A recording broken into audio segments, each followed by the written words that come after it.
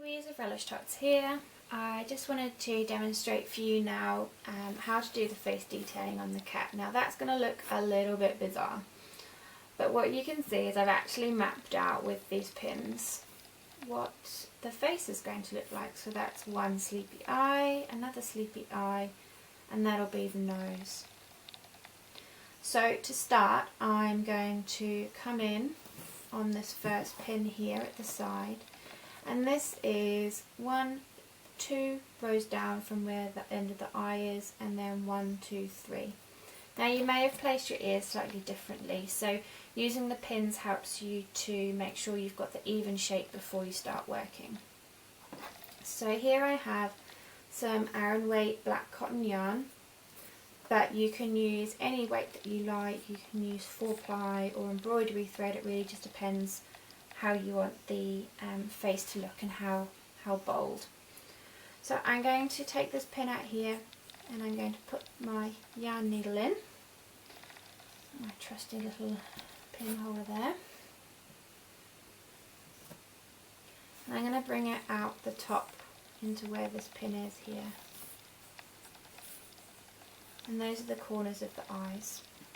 So pull your yarn through. Sometimes it does get caught just on the fibre filling and the the limbs. So pull it through, and then you just want to leave a long enough yarn in there for later when you tie it all in. So I just tend to tuck it around an ear to keep it out of the way.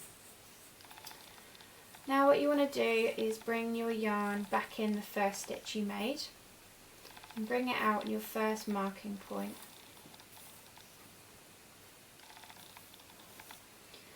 Because what we're going to do, and you'll see now, is that the stitch we've just made just creates a line. You can keep it as a line if you like, but I like giving it just a little bit of roundedness. So take your needle underneath the line we just made, and you'll see as I pull through, it's just going to pull that down and starts to create a curve. So then bring the needle out in the next stitch that we've marked out, pull that through, caught again.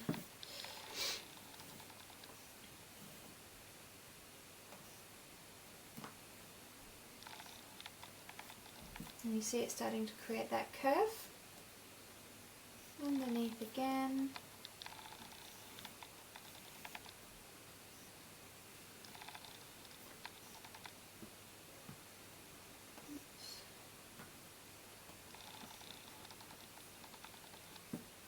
And then back through. And what we're going to do is take it out in this first corner of the next eye.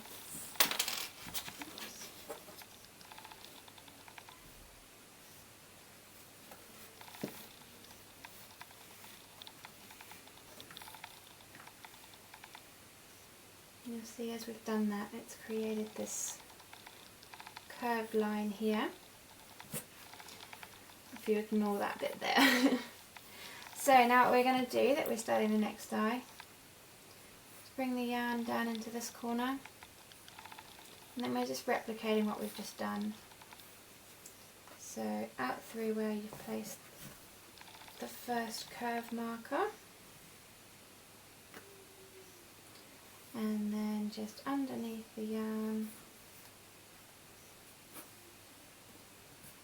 just hook it, then back in and out at your next marker,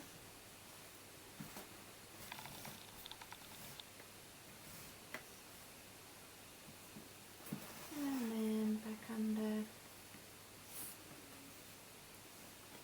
and then back in. Now when we finish this, it's going to have completed the second eye, and you'll see I've just brought the stitch, the needle back out in the stitch underneath, which is just in line with the corner of the eye. Some of the stuffing tends to come out, but you can pick that out later. As I pull this out, you'll see it's just hooked that last eye into shape. I've got two sleepy eyes. Don't worry if it doesn't look quite right, you can tend to just move them into place. So now what we're going to do is come back in at this other stitch marker, and this is where it's kind of really up to you and how you want the nose to look. You can keep kind of working a multiple of stitches, so I like to go down and try and shape it into a triangle. So I've just marked where I want the bottom of the nose to be, to work towards a triangle shape there.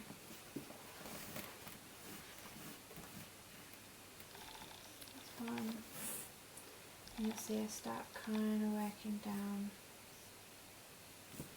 here.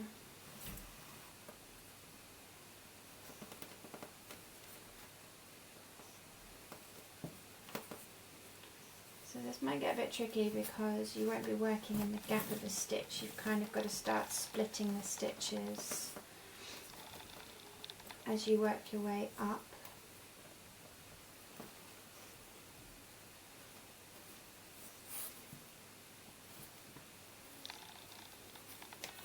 But a bit of patience and a bit of persistence and it will happen.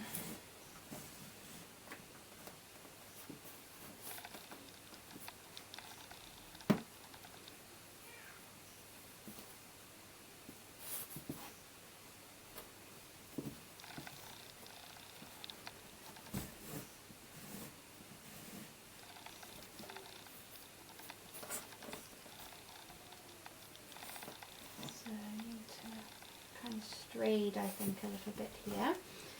It's not a problem, it's just what makes them all unique.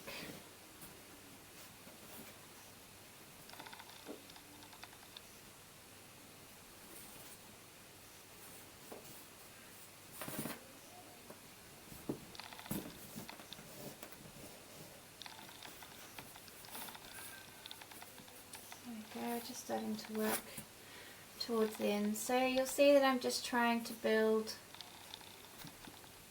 individual lines to create the shape.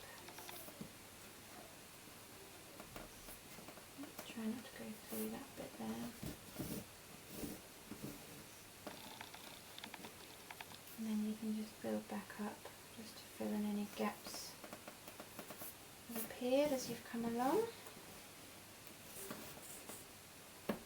So there's no real science or technique to this, it's just a case of working it through.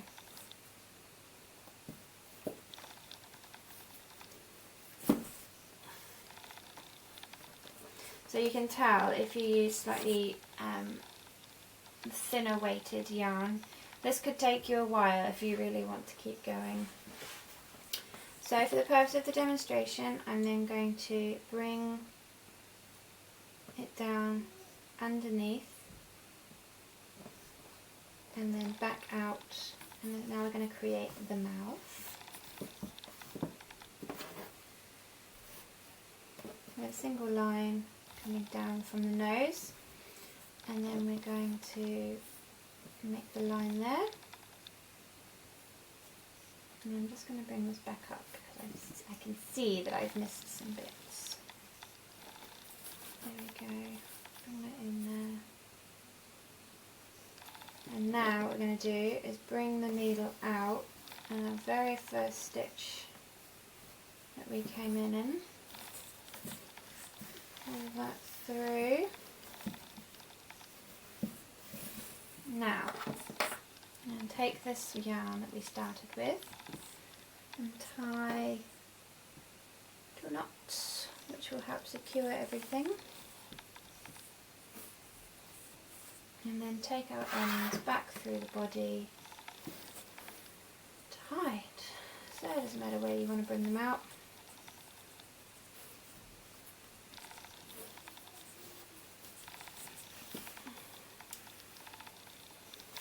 And then thread the other end.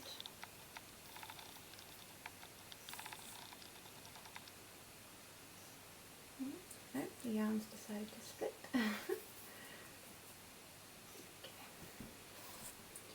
Take that end through, doesn't have to be the same stitch, just any way you can pull it out. And then you just give it a little pull, it'll just pull that knot in and through. And then, if I can find my scissors,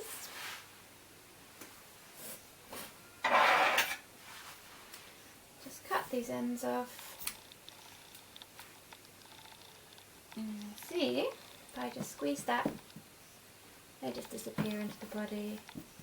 And we have done a cat's face.